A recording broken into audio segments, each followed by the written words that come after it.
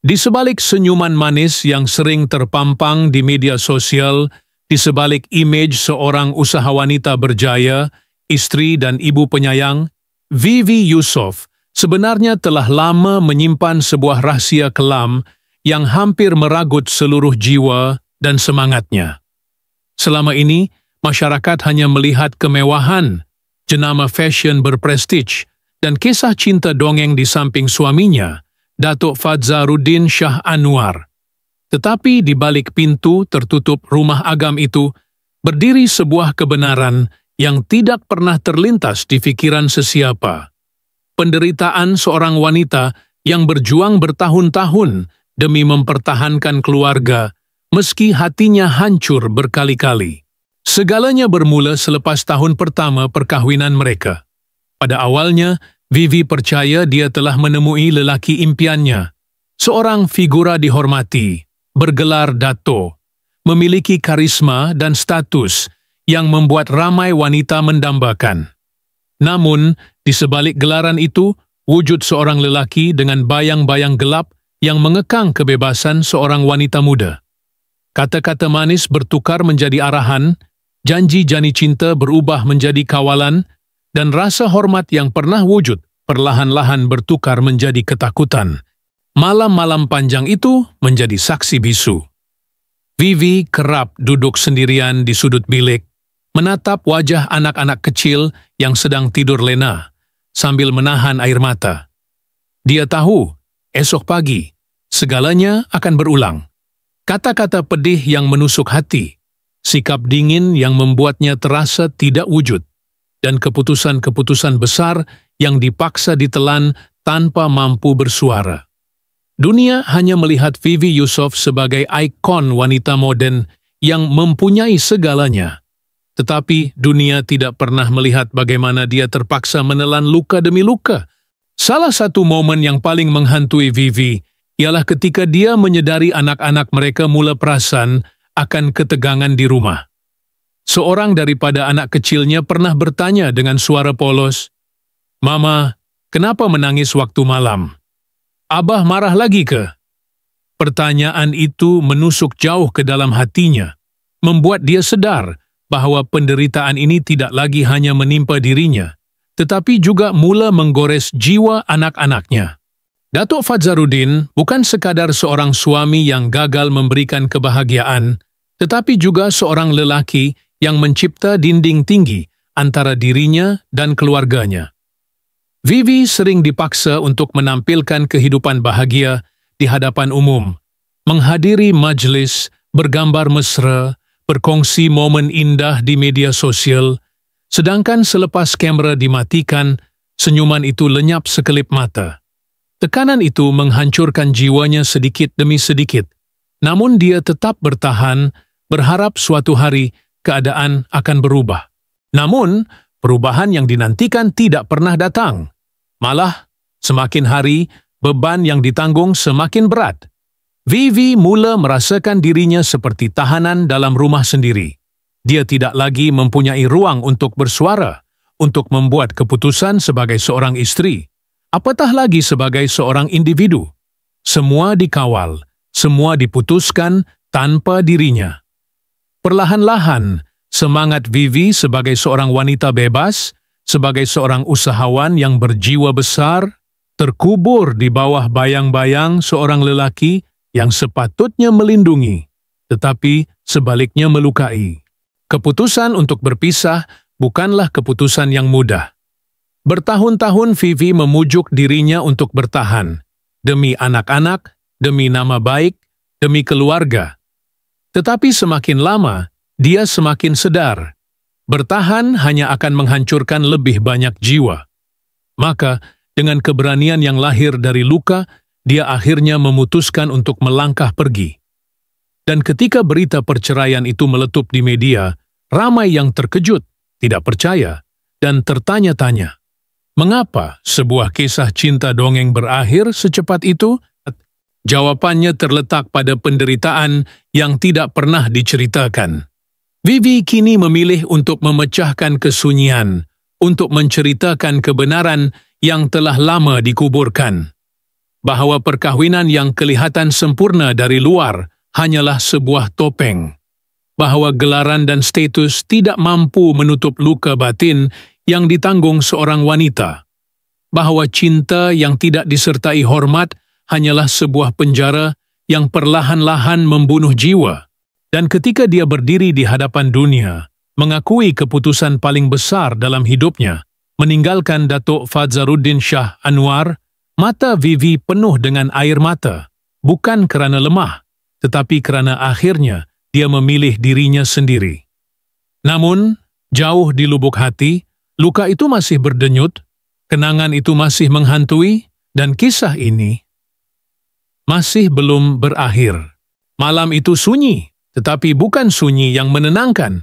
Ia sunyi yang penuh dengan bunyi bisikan ketakutan. Jam di dinding berderit setiap kali jarumnya bergerak, seperti menegaskan bahawa waktu begitu lambat berlalu. Vivi duduk di hujung katil. Jari-jarinya menggeletar ketika dia menekan-nekan hujung tudung satin yang masih melekat di kepalanya selepas pulang dari majlis. Bibirnya sudah tidak mampu menahan senyuman palsu, dan pipinya terasa panas, seolah-olah wajahnya masih terbakar oleh kilatan kamera yang merakam imej bahagia beberapa jam sebelumnya. Di seberang bilik, Datuk Fadzaruddin berdiri membelakangi, membuka butang baju Melayu dengan kasar. Suara butang terlepas satu persatu kedengaran seperti hentakan kecil yang menakutkan. Vivi menunduk, pura-pura sibuk dengan hujung kainnya, tetapi sebenarnya menunggu detik di mana suaminya akan melontarkan kata-kata dingin yang sudah terlalu biasa. "Jangan buat muka macam tu depan orang ramai lagi," katanya tanpa menoleh. Nadanya tenang, tetapi ketenangan itu lebih menggerunkan daripada teriakan. "Orang akan perasan. Kau tahu tanggungjawab kau, Vivi." Hatinya terhimpit, tetapi dia hanya mengangguk. Dia sudah terlalu biasa dengan skrip ini. Kata-kata yang memenjarakan, arahan yang menafikan kewujudannya. Tetapi yang paling memedihkan bukanlah kata-kata itu sendiri, melainkan hakikat bahawa dia mula percaya. Mungkin dia benar-benar tidak cukup baik.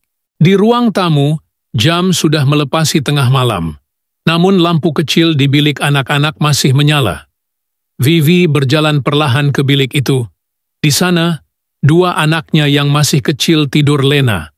Seorang memeluk patung beruang lusuh yang sudah koyak di bahagian telinga, seorang lagi meringkuk sambil menggenggam hujung selimut kesayangannya. Vivi duduk di tepi katil, membelai rambut halus mereka, dan di situ air matanya tumpah tanpa mampu ditahan. Setiap helai rambut yang jatuh di jarinya, setiap dengkuran kecil yang polos, seolah-olah menegaskan bahawa dia tidak boleh lagi terus diam.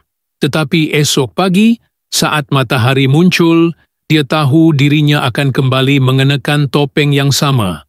Seorang istri sempurna, seorang wanita berjaya. Hari-hari Vivi dipenuhi dengan rutinitas yang menyesakkan dada.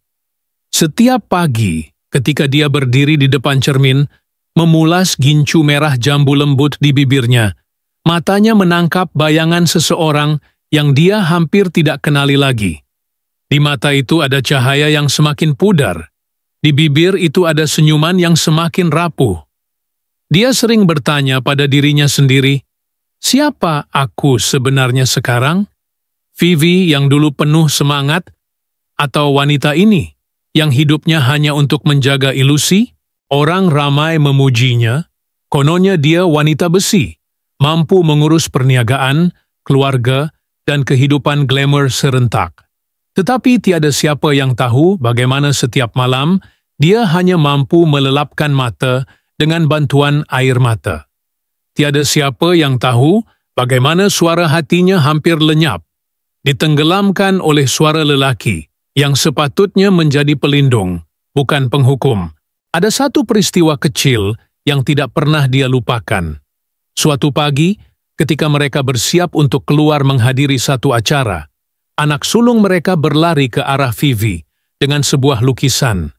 Di atas kertas, anak itu melukis keluarga mereka. Ada rumah besar, ada kereta mewah, ada dirinya, adik-adiknya, dan mama mereka yang tersenyum lebar. Tetapi ketika Vivi melihat lebih dekat, dia perasan sesuatu. Wajah Abah dalam lukisan itu hanya digambarkan dengan warna hitam, tanpa mata, tanpa mulut, hanya sebuah bayang. Lukisan itu seperti tamparan yang menyadarkan Vivi bahwa anak-anak juga merasakan bayang-bayang gelap itu. Mereka mungkin tidak tahu segalanya, tetapi mereka tahu cukup untuk merasa kehilangan sesuatu yang sepatutnya ada. Dan sejak hari itu, setiap kali dia melihat senyuman anak-anaknya, Vivi merasakan beban yang lebih berat di dadanya. Karena dia tahu, jika terus bertahan, anak-anaknya juga akan terbeban dengan luka yang sama. Setiap langkah Vivi kini seolah-olah dipandu oleh suara dalam dirinya. Suara yang selama ini dia coba bisukan. Suara yang berkata, "Kau berhak bahagia. Kau berhak bebas. Kau berhak dilihat sebagai manusia, bukan bayang-bayang." Tetapi suara itu juga menakutkan, karena ia menuntut keberanian untuk melakukan sesuatu yang tidak pernah dia bayangkan, meninggalkan segalanya. Ketika berita perceraian akhirnya tersebar, dunia gempar. Media sosial dipenuhi spekulasi, orang ramai terkejut, ada yang simpati, ada yang mengkritik. Tetapi hanya Vivi yang tahu kebenaran di sebalik semua itu. Kebenaran yang ditenun dari malam-malam penuh air mata, dari senyuman palsu, dari lukisan seorang anak yang menggambarkan abahnya sebagai bayang hitam. Dan di tengah segala kekecohan itu, Vivi berdiri. Tubuhnya kelihatan tegak, bibirnya kembali tersenyum, tetapi hatinya masih bergetar. Karena setiap kali dia menutup mata, dia masih mendengar suara butang baju yang dibuka dengan kasar. Masih merasakan jari-jarinya yang menggenggam hujung kain dengan ketakutan. Masih melihat wajah anak-anaknya yang tidur lena tanpa tahu dunia sebenar di sekeliling mereka. Kisah ini belum berakhir dan mungkin tidak akan pernah benar-benar berakhir karena luka yang ditinggalkan bukan hanya di tubuh seorang wanita, tetapi juga dalam jiwa yang terus mencari cahaya, meski terperangkap lama dalam bayang-bayang. Pagi itu kelihatan biasa seperti pagi-pagi sebelumnya, namun ada sesuatu yang berbeza di wajah Vivi. Dari luar, dia masih mengenakan pakaian rapi, senyuman kecil di bibirnya, dan langkah yang teratur. Tetapi bagi sesiapa yang melihat lebih lama, pasti akan perasan ada sesuatu yang disembunyikan. Seolah-olah ada cerita lain yang sedang berkecamuk dalam dirinya. Telepon bimbitnya berdering tanpa henti sejak berita perpisahan tersebar. Panggilan dari media, mesej daripada rakan-rakan lama, malah ada juga suara-suara asing yang cuba menebak punca sebenar. Tetapi Vivi memilih untuk diam. Dia tidak membalas, tidak menjawab, hanya membiarkan notifikasi itu menumpuk seperti debu yang semakin menyesakkan. Di dalam rumah, suasana semakin dingin. Ruang tamu yang pernah dihiasi dengan gelak tawa kini sepi. Bingkai gambar keluarga masih tergantung di dinding, tetapi setiap kali Vivi memandangnya, seolah-olah mata dalam gambar itu sedang menatap balik dengan penuh rahasia. Ada gambar dirinya dan Datuk Fadzarudin di sebuah majlis perkahwinan rakan. Tersenyum lebar, tangan saling menggenggam. Tetapi ketika dia menatap lebih lama, genggaman itu terasa kaku, seperti dua orang asing yang dipaksa bersama. Vivi tahu, ramai orang di luar sana menganggap kisah ini sudah selesai. Seorang istri yang akhirnya berani keluar dari bayang-bayang suami. Tetapi kebenarannya lebih rumit. Ada hal-hal yang belum pernah dia ceritakan, hal-hal yang mungkin tidak akan pernah dia ceritakan sepenuhnya. Ada malam-malam ketika dia bangun dari tidur, terdengar derap langkah di koridor meskipun dia tahu hanya dia dan anak-anak yang berada di rumah. Ada waktu-waktu tertentu, ketika dia menerima sebuah panggilan telepon tanpa suara di hujung talian, hanya bunyi nafas berat yang membuat bulu romanya meremang. Adakah itu sekadar bayangan ketakutan yang masih menghantui atau sesuatu yang lebih nyata? Vivi sendiri tidak pasti. Dia teringat pada sebuah buku harian kecil yang pernah ditemuinya di laci meja suaminya dahulu. Buku itu dipenuhi dengan tulisan tangan yang sukar dibaca, penuh dengan catatan pendek yang tampak seperti arahan kepada dirinya sendiri. Kawalan mesti kekal.